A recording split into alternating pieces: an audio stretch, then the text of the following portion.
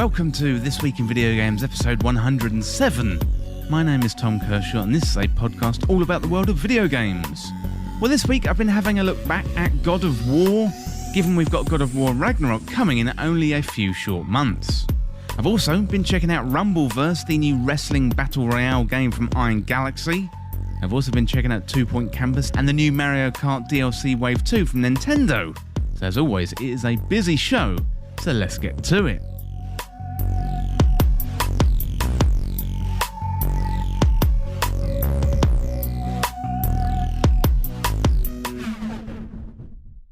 Welcome to the show, everyone. I hope you're well and you're having a good week.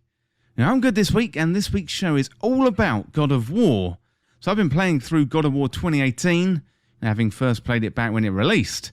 And I'm getting ready for God of War Ragnarok by spending some time with Kratos and Atreus. I have to say, this game really holds up as a top game, even in 2022, given it's over 4 years old now.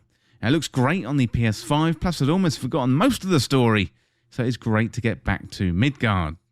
Well, today I'm going to be bringing you my thoughts on God of War, plus looking ahead to God of War Ragnarok by bringing you everything that we know about that game. Well, Nintendo also held a specific Direct for Splatoon 3. That is also coming out very soon at the start of September, and I do believe on the 9th of September. So this one definitely has me intrigued. I've not been a huge fan of Splatoon in the past, but I think I could be persuaded to get into their latest offering. Well, also, I am off on summer holidays for the first few weeks of September, so the next episode of the podcast won't be until September the 25th. I'm off to Greece on my holiday with my wife, plus also we've got family visiting, so it's time for This Week in Video Games to take summer holidays. I'm going to be back in a few weeks with some great games, including The Last of Us Part 1 remake for PS5, and I'm really looking forward to jumping into that one with you all. Well, before we get into it, it'd be great if you could leave a review over there on Apple Podcasts. Really helps the podcast get some more eyes on it. I do have a link in the podcast description, so if you like the show and you want to leave a review, I would really appreciate it. Plus, I'll read out that review on a future episode of the podcast. Also, if you want to support the show further, check out This Week in Video Games on Patreon, and check out all those Patreon benefits. Okay, that is my waffly intro out of the way, so let's get into what I've been playing this week. Well, as well as the original God of War, I've been playing Rumbleverse. This is the new grappling-focused free-to-play battle royale from Iron Galaxy Studios. And they got some great experience with fighting games, plus I really used to love wrestling when I was a teenager, so it really has been fun diving back into this one. Now, it feels like we've had some great free-to-play games released this year, with this one being hot on the heels of Multiverses that came out a few weeks ago, plus Fortnite is jumping back up onto people's playlists once again with no build mode, and the recent Dragon Ball Super collab. Well, Rumbleverse is a whole load of fun, but I've also been checking out 2 Point Campus. This is an education management sim from 2 Point Studios, who made 2 Point Hospital. This one has the same sense of humour. It's a great time, plus it's available on Xbox Game Pass. Well, finally, I've been checking out the Mario Kart DLC Wave 2 pack, and that brings back some absolute classic tracks to the action. I'm going to bring you my thoughts later on in the show. Well, we've got God of War Ragnarok coming out in November, and to prepare myself, I've gone back to God of War 2018. That was an absolutely fantastic game from that year. I thought I'd brush up on the adventures of Kratos and Atreus and dive into that game once again. So next up, I'm going to bring you my classic review of God of War.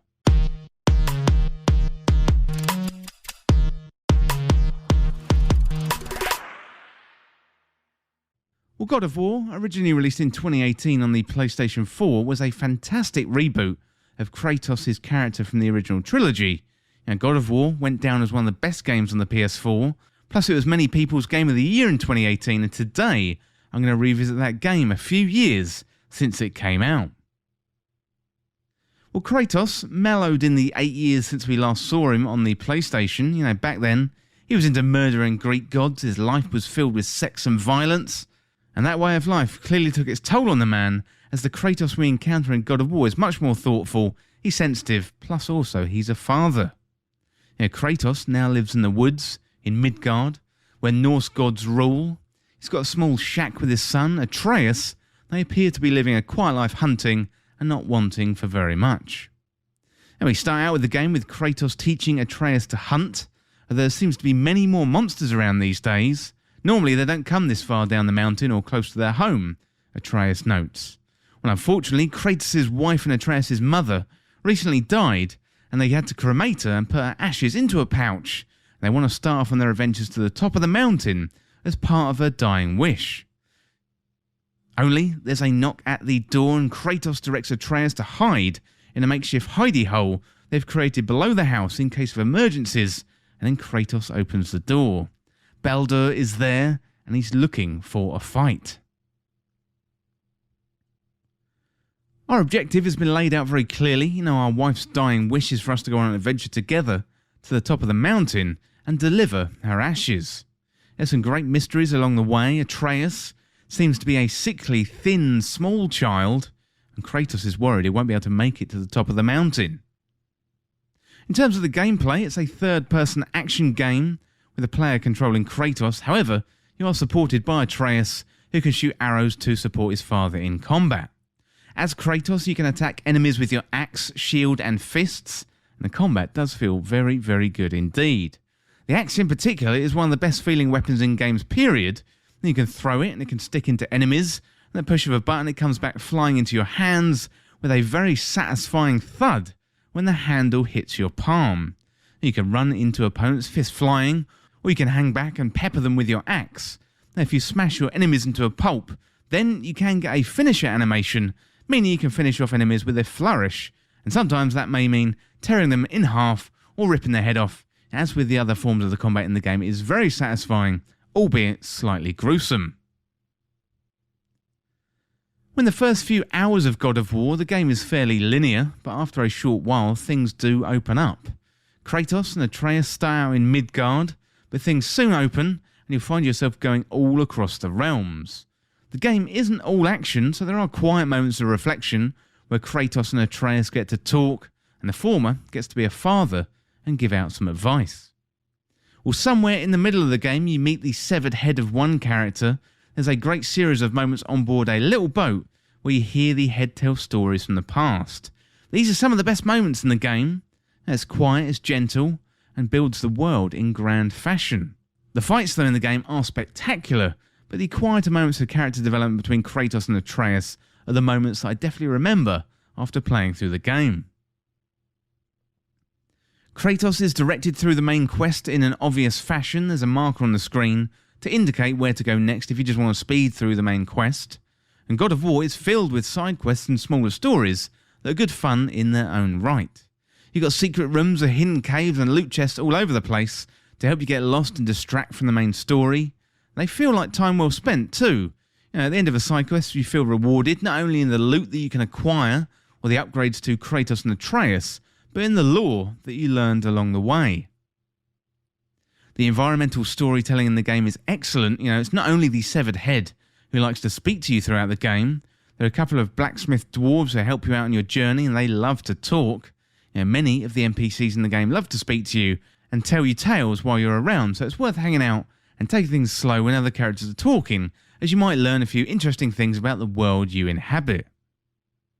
Well, God of War looks absolutely fantastic. It's vast, it's grand in scale, and the character designs, they're decent too.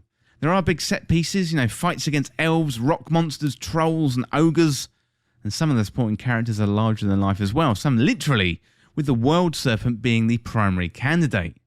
This is a large snake-like creature, as large as Midgard itself, and watching Kratos and Atreus first meet the world serpent is a great moment in the game. The game does a really good job of blending the story and the action sequences. God of War doesn't cut away from the action to load into a cutscene. Everything is presented in a single, long shot with fairly seamless transitions. This gives the game a cinematic feel and quality, and also helps you see the world from Kratos' perspective, and also helped me get into the characters and the overall narrative of the game. It's something we hadn't seen on that scale before, and back in 2018 it was considered a huge technical achievement at the time. Well, you could compare God of War to Dark Souls, given the fairly linear nature of the game, in a world that seems large and open, where you're actually being directed down a particular path. Combat can also feel like Dark Souls at times, not so much in the first playthrough, but in the post-game, where you can take on the rock-solid Valkyries, including the infamous Sigrun. To support the combat gameplay mechanics, there are quite a lot of RPG elements thrown into the mix.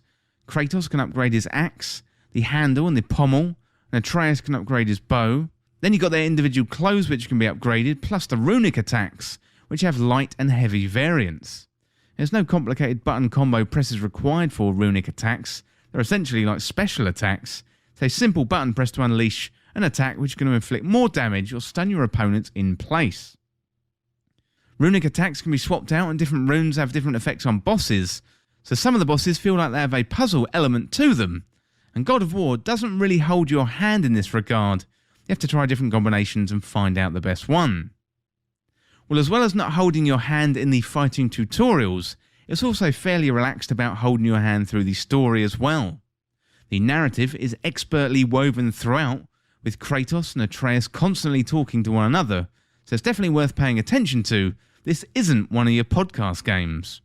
The payoffs are huge, as smaller off-the-cuff comments from earlier on in the game get paid off later. It is a masterclass of blending the narrative and action together into a relatively seamless experience. Now, God of War is both a sequel and a reboot at the same time. Kratos has left his debauched days of sex and violence behind him, and now he prefers the quiet life. Unfortunately, trouble seems to find him, and he's forced to pick up the weapons once again. Sony Santa Monica have put together such a complete package, which would proudly sit at the top of many best games lists. The pacing of the game is excellent, the storytelling is woven into the action unlike any other game, and there are impactful moments throughout which you won't be able to forget. God of War Ragnarok is coming out in only a short few months' time, so if you missed God of War 2018, now is the perfect time to pick it up again. Well, the game was developed by Sony Santa Monica Studios and is published by Sony. It's available for the PlayStation and now also the PC too. Originally, it was released on the 20th of April, 2018. Well, that is it for my look back at God of War 2018. Really good stuff. I absolutely loved my time spent with Atreus and Kratos.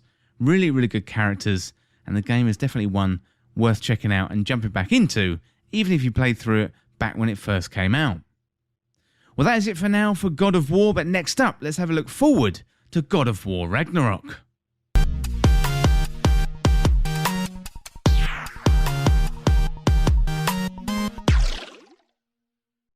The highly anticipated release of God of War Ragnarok is due in November 2022. There's a lot to live up to the sequel, given God of War was regarded as one of the best games of 2018 and one of the best games of the last generation. So Sony Santa Monica Studios were holding back the release date until very recently, and if it can stick to that date, then it could be that Elden Ring finally has some competition when it comes to Game of the Year 2022. God of War Ragnarok is set a few years after the reboot of God of War, so the freezing winds of Filbul winter have come to Midgard, making survival for Kratos, Atreus and Mimir in the Norse wilds even more challenging than before, Sony said on their blog. While the last game built an enormous amount of trust and understanding between father and son, there's still a great deal of complexity in their interactions, especially after the revelation of Atreus' giant heritage and a hidden prophecy only Kratos saw. Like most young people, he wants to understand who he is more than anything. In this case, he wants to understand who he could be. The mystery of Loki's role in the upcoming conflict is something that Atreus cannot let go of. He wants to keep his family safe, but Atreus also doesn't want to stand by and do nothing while conflict consumes the Nine Realms.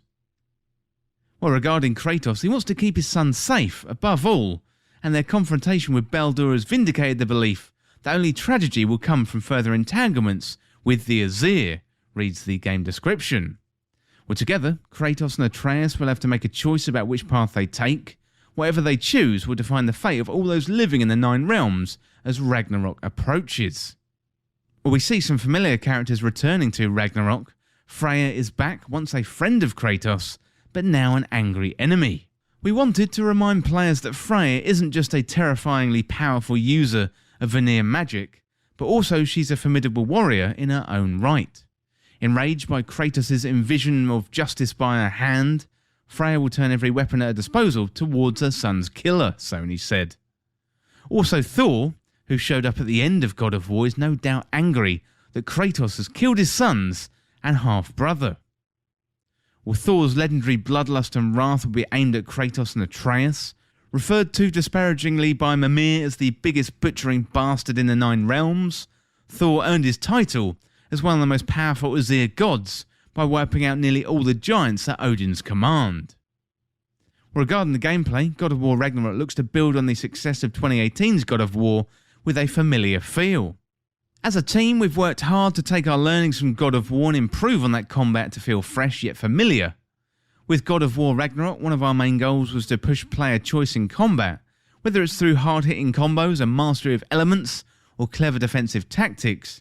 You're going to find plenty of opportunities to fight alongside our duo in a way that feels uniquely expressive, Sony said.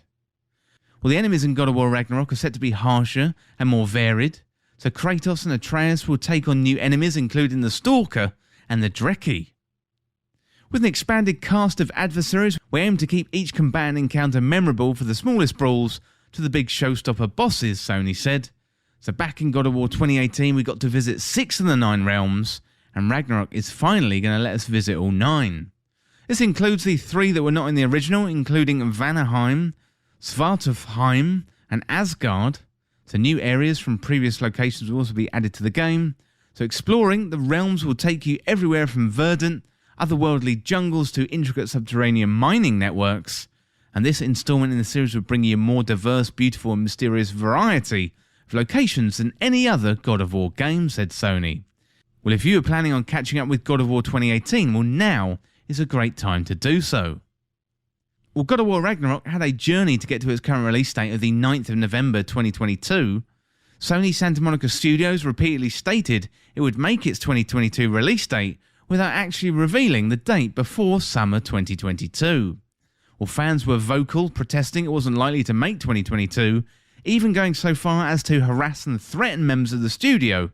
It really is a hard watch sometimes, frankly embarrassing being a video game fan watching how some fans behave. It's a miracle that video games come out at all sometimes. We should be praising and supporting the developers for creating a world that we love to spend so much time in, but a small minority seems to want to ruin it for everybody.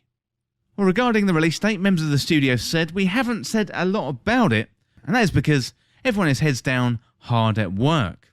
We are perfectionists. Everyone is tightening up the graphics. There's so much going on right now that I just wish we could share it with you, but it's not ready to be shown. I guarantee the moment, the very second we have something ready to share, we're going to share it with you all. We don't want to hold any of this back, so please hold tight and know that something cool is coming.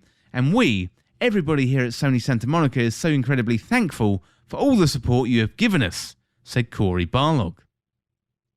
Well, it is fair for fans to speculate regarding the release date in a sensible manner, and definitely without threats. Originally, it was set for 2021, that was pushed back to 2022, with one of the reasons being Kratos' voice actor having major surgery. So Christopher Judge said via Twitter, "To the beloved fandom, Ragnarok was delayed because of me. In August 2019, I couldn't walk. I had to have back surgery, both hips replaced and knee surgery, and they waited for me to rehab." Well, fair enough, that does sound pretty major. It's good to see that Sony Santa Monica Studios are supporting their voice actors. Judge even complimented the studio by saying, "So no threats, no who do you think you are, nothing but love and support."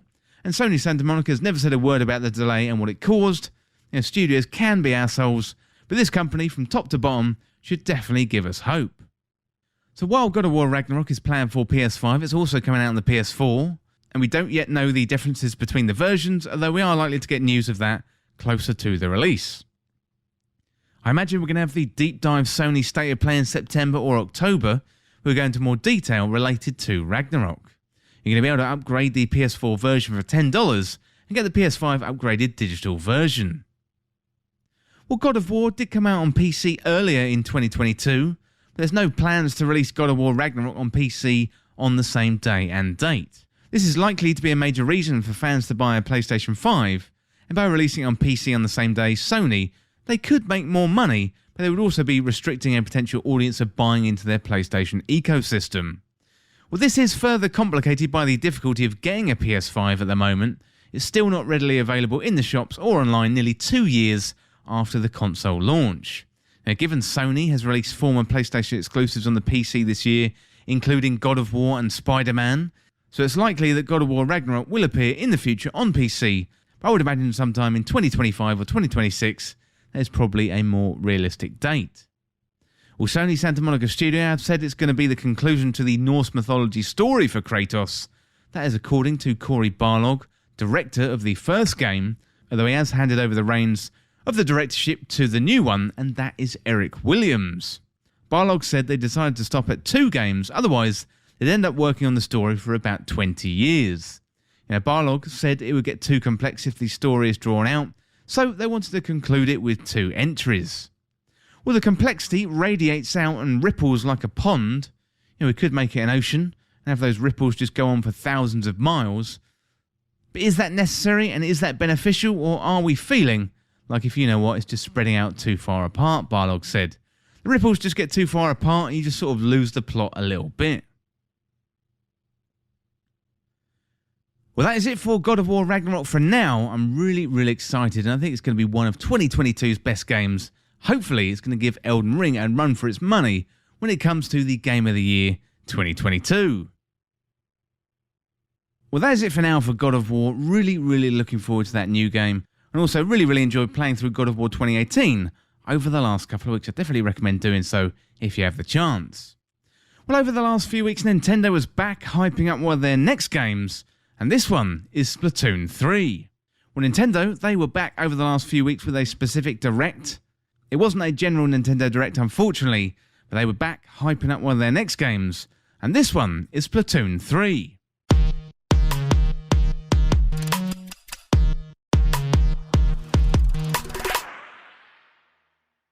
Splatoon 3 is due for release on the 9th of September 2022, and it's only around the corner, and Nintendo is ramping up their promotion of their ink-based shooter. Now, some fans are really hyped for the new release, whereas others are asking why we need a Splatoon 3, rather than incrementally updating the previous Splatoon games in a live service manner. Well, today I'm going to dive into everything announced in that Splatoon Direct.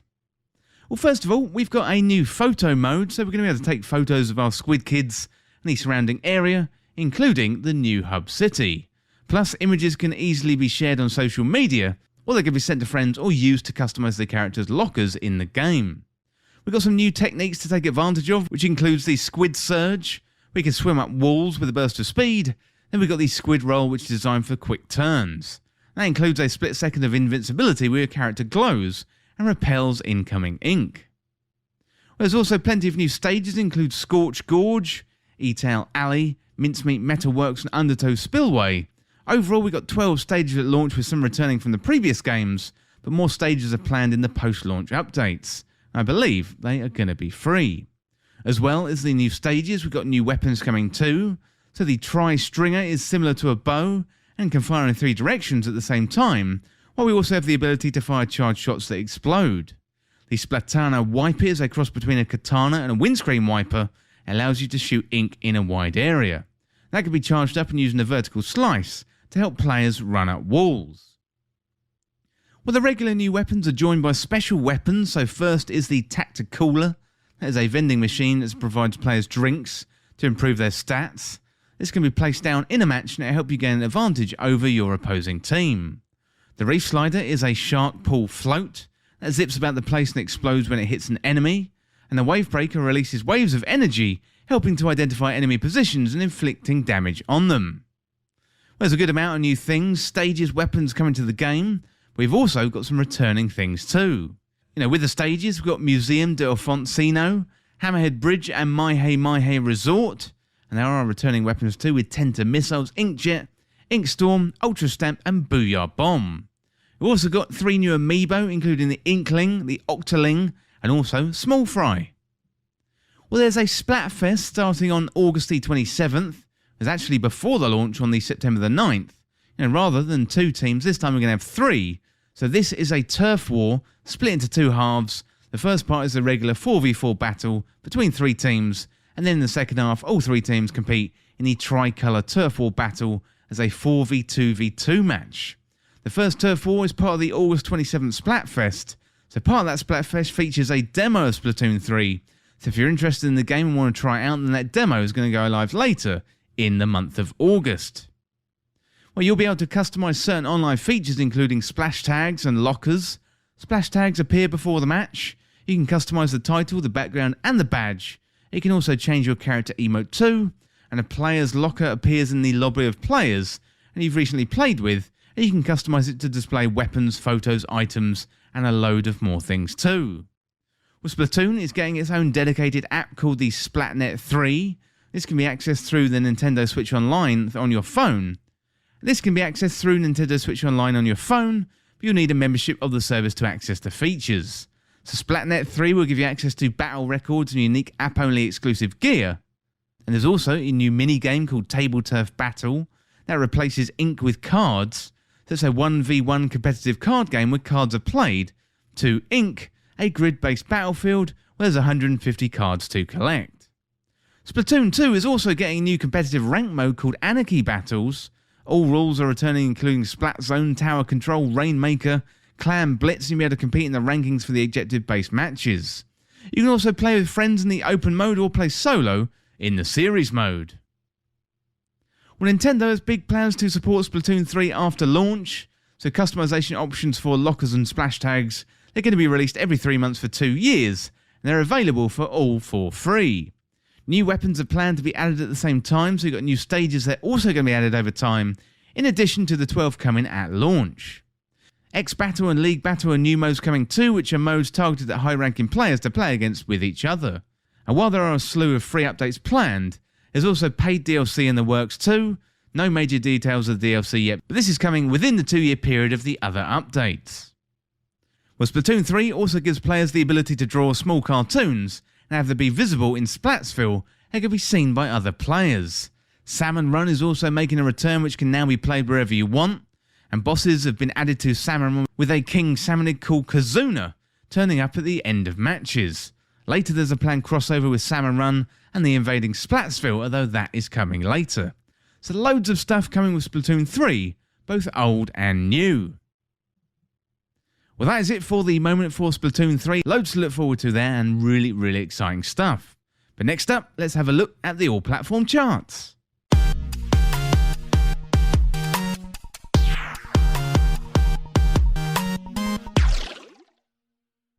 Well, number 10 this week, we've got F122. That is up 3 places from last week's number 7. And number 9 this week, it's Minecraft. That's up 3 places from last week's number 6. And number 8 this week, up 1 place from last week's number 9, is Animal Crossing New Horizons. And number 7, up 1 place from last week's number 8, is Pokemon Legends Arceus. And number 6 is Lego Star Wars The Skywalker Saga, down 3 places from last week's number 3. And holding steady at number 5, it's Gran Turismo 7. Holding steady at number 4 is Mario Kart 8 Deluxe. And at 3, it's Nintendo Switch Sports, down 1 place from last week's number 2. And number 2 is a new entry, it's 2 Point Campus. I'm going to talk about that one later on in the show. And then back in at number 1, it's Horizon Forbidden West. So congratulations to Gorilla and the team for that returning number 1. Well, that is it for the all-platform charts. But next up, let's check out another new free-to-play Battle Royale. And this one has a melee twist. This one is Rumbleverse.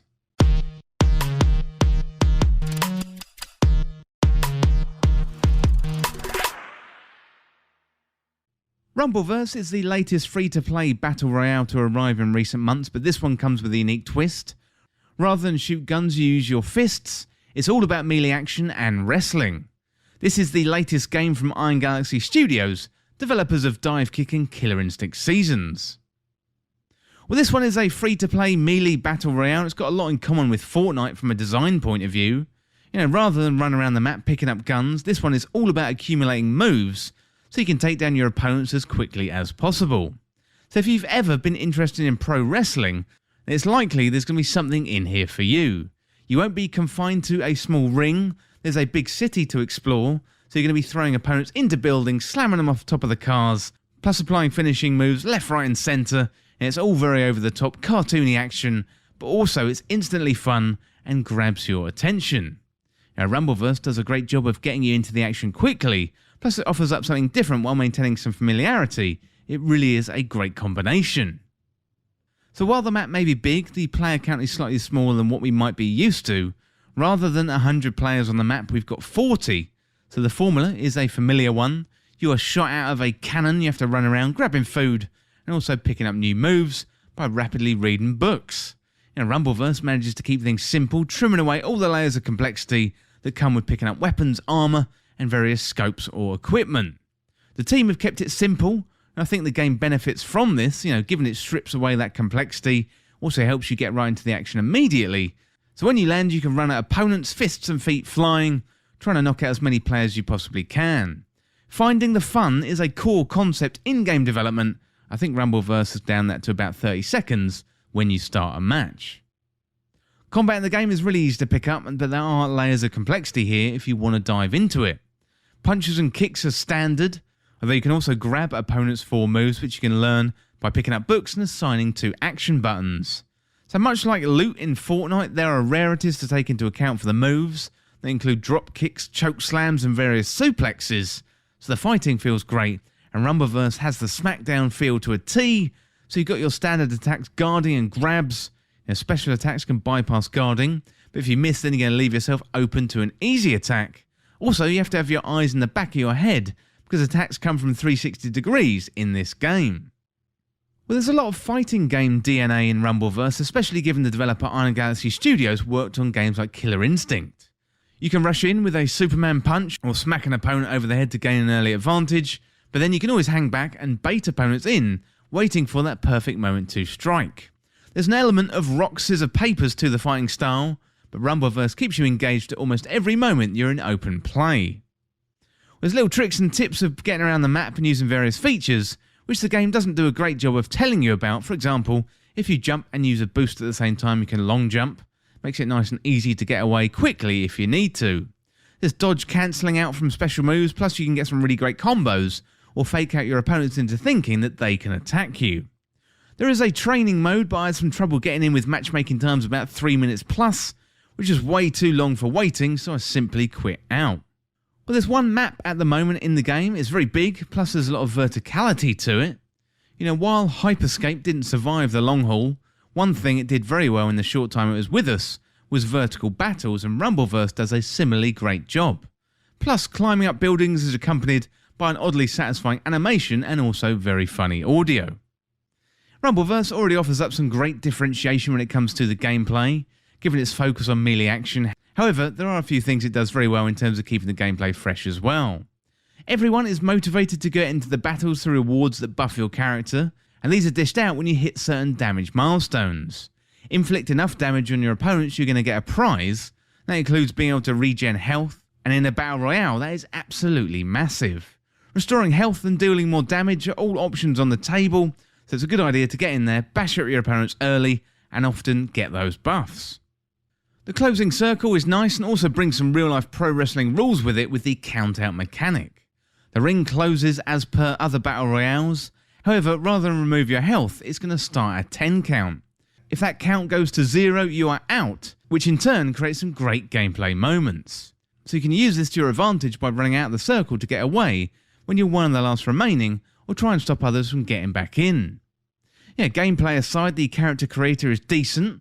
You can choose from male and female characters, plus there's a variety of haircuts and body shapes to take into account. In classic free-to-play fashion, there's plenty of outfits to buy if you want to, although it's quite easy to play the game and ignore all the monetization features if you don't want to engage. It really takes a lot for me to buy something in a game like this unless I love the developers or really appreciate the game. If they decided to add some 90s WWF skins in here, I might find it hard to resist, but for now, Rumbleverse is going to have to work a little bit harder to get me to open my wallet. I definitely appreciate the work being done by the team, and the game is great fun, but whether it's something I'll be returning to every week, time is just going to tell. One unfortunate experience I've had in the opening few days since release has been the state of the servers. This shouldn't come as a surprise to anyone, given it's free to play and it's been widely marketed. Every game has issues on launch day, and this one was no different. However, I did have trouble getting into matches, and queues for practice modes have been silly, to the point of me quitting and doing something else. Over the week or so since I've been playing, things have got a little bit better, so hopefully it's only going to improve over time. So overall, Rumbleverse is a unique battle royale experience, and it taps into two of my passions, video games and wrestling, and manages to blend them together very well. It's free to play, it's widely available across many platforms, so if any of this has convinced you, I definitely recommend jumping in and giving it a shot. Well, the game was developed by Iron Galaxy Studios. It was published by Epic Games. It's available on the PlayStation 4 and 5, Xbox Series S, 1 and X, GeForce Now and also PC too. And the game was originally released on the 11th of June, 2022. Well, that is it for now for Rumbleverse. Really fun game. I definitely recommend jumping in and checking it out. It's free, so whatever platform you're on, you can download it. Just check out your App Store on your console of choice, or if you're on the PC, check out the Epic Game Store. Well, that is it for Rumbleverse, but next up, let's check out another one, and this one is 2 Point Campus.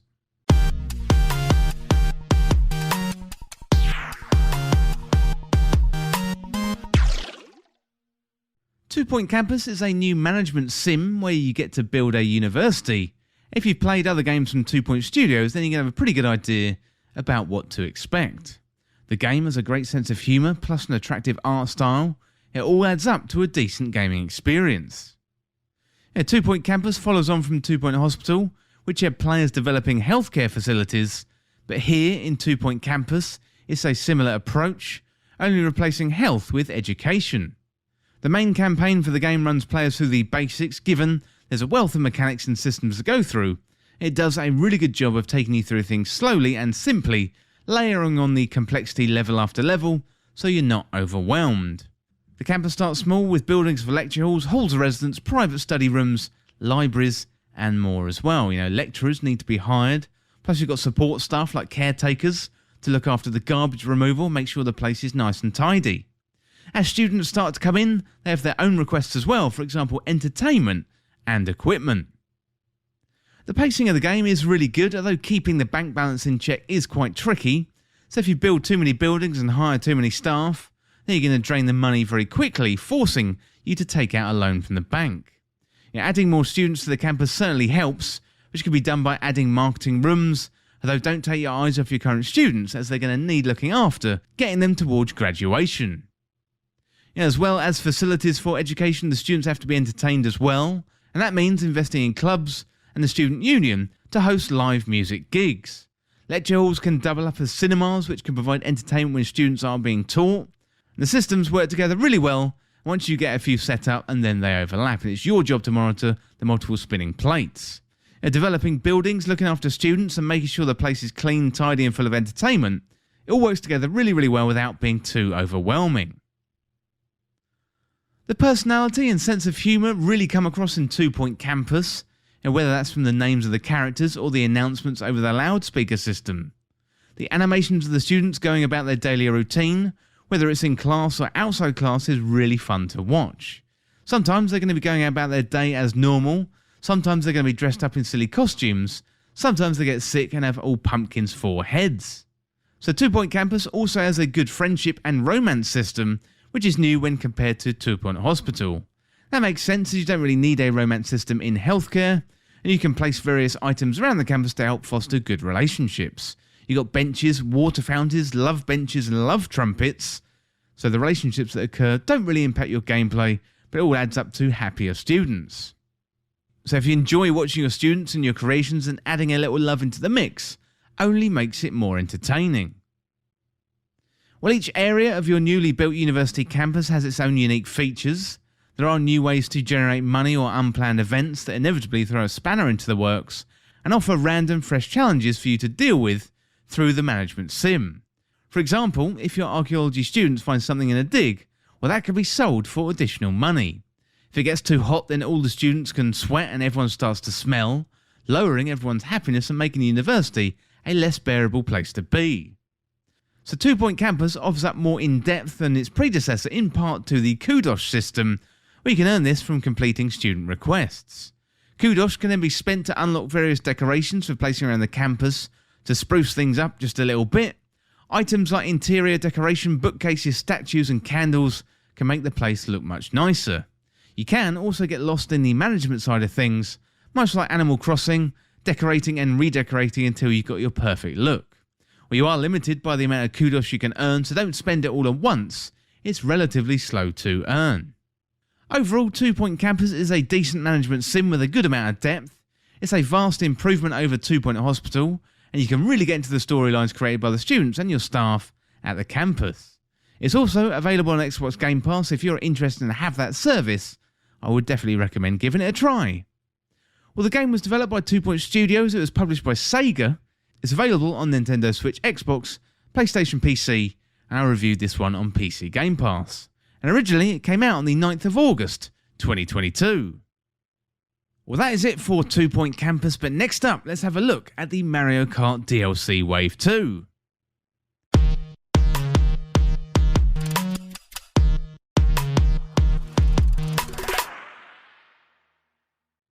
Well, Nintendo has released the second wave of tracks for Mario Kart 8 Deluxe DLC, and this wave is arguably much better than the first one. This wave includes some of the best Mario Kart tracks from the franchise, plus we've got some new additions and also a brand new entry as well. Well, much like the first wave of tracks, Nintendo has added 8 courses via 2 cups, so let's go through those now. First of all, we've got New York Minute. This one is a track from Mario Kart Tour. It includes a bunch of landmarks from New York City. So we've got the New York nightlife plus a jazz soundtrack. We've got Central Park and the neon lights of Broadway. Traditional yellow New York cabs are all over the place. Plus you've got the standard Mario Kart Tour shifting maps.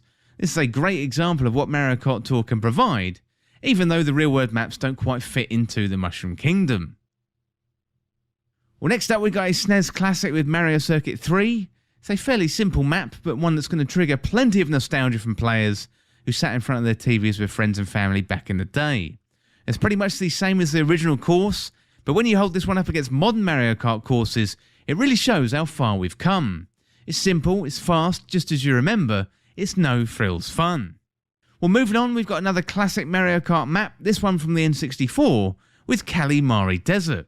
Nintendo has somehow managed to improve on the original, bringing the design up to a modern day standard.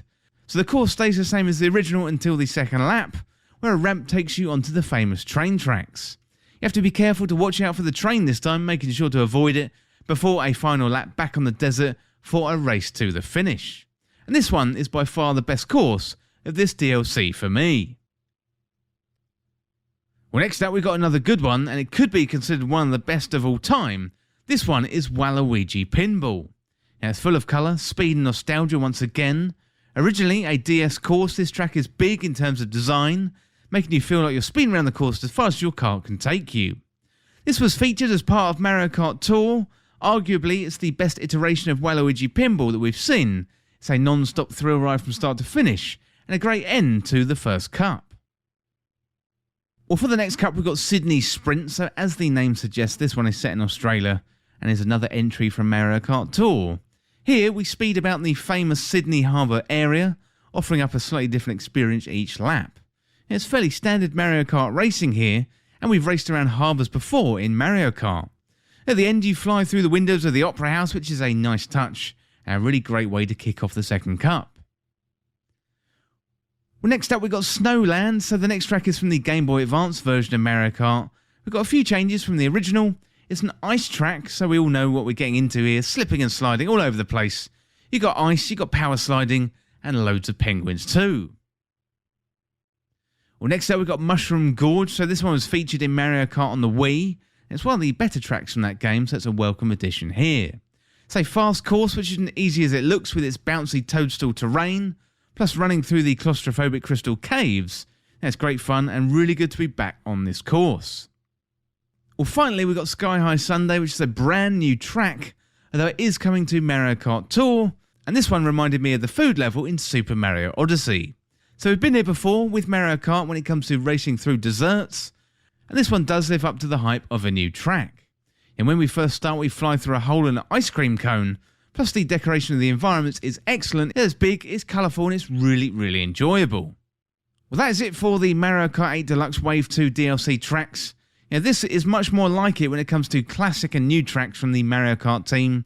And to get access to these tracks, you're going to need Nintendo Switch Online through the expansion pass, and that now has loads of benefits, including Mario Kart 8 DLC. So if you've got that subscription and Mario Kart 8 Deluxe, check out the new tracks and give them a try. Nintendo are going to be back sometime later on in the year with Wave 3, although leakers out there seem to have a good idea what's already coming next. Well, that's it for now for Mario Kart 8 Deluxe DLC. But next up, let's have a look what we've got coming out in the next few weeks.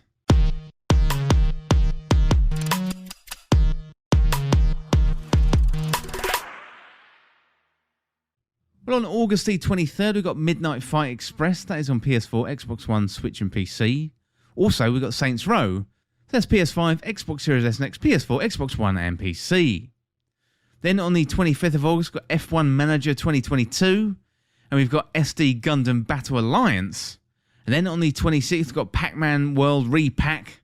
That's PS5, Xbox Series S and X, PS4, Xbox One, Switch and PC.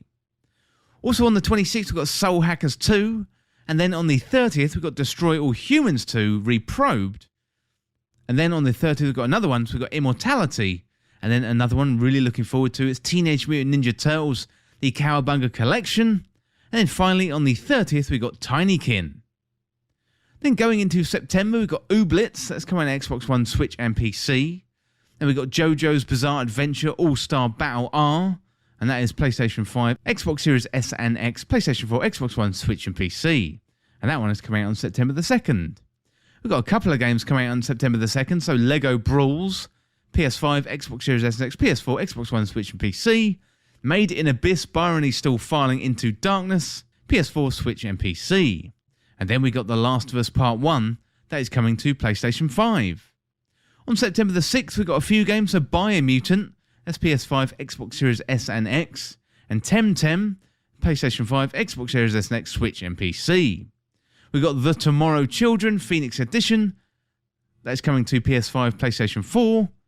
And then on the 8th, we've got Jack Move. Also on the 8th, we've got Steel Rising, that's PS5, Xbox Series S and X and PC. Then on the 9th, we've got NBA 2K23, PS5, Xbox Series S and X, PS4, Xbox One, Switch and PC. Finally on the 9th, we've got Splatoon 3. Well, that is it for this week's episode, and if you want to get involved in the show, get in contact through patreon.com/This Week in Video Games, or check out the latest on the website. Or for more This Week in Video Games content like this, like, subscribe and share with a friend. You can also check us out on Twitter at TWIVG Podcast. If you enjoyed the podcast or found it useful, liking and sharing it would really help me out. Otherwise, check out the other podcasts on the feed. Well, thanks again, and I'll see you soon.